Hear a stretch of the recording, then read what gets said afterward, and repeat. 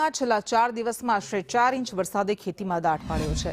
કમોસમી વરસાદે તમાકુ, દિવેલા, કપાસ, ડાંગર, તુવેર સહિતના પાકમાં નુકસાની વેરી। ગ્રામ્ય વિસ્તારમાં ખેતરોમાં જળબંબાકારની સ્થિતિ સર્જાતા ખેડૂતોએ મહામુસીબતે જેસીબીથી પાણી બહાર કાઢ્યા। તો બીજી તરફ વરસાદથી ખેડૂતોની માઠી દશા બેઠી હોય તેમ સરકારી સહાય માટે કૃષિ પ્રગતિ એપ્લિકેશન ન ચાલતા ખેડૂતો અટવાયા છે।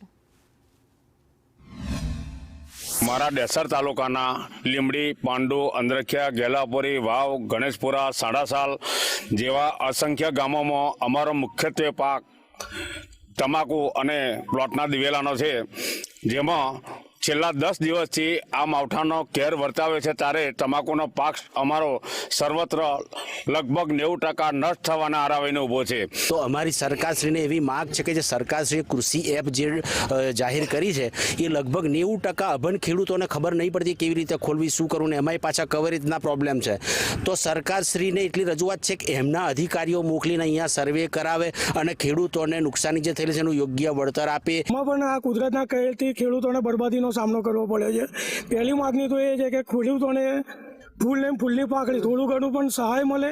હવે અંદર એ લોકોને વ્યવસ્થિત એ લોકોનું સર્વે થઈ જાય અને સરકાર તરફથી એ લોકોને સારું એવું વળતર મળે એવી સરકાર શ્રી જોડે અમારી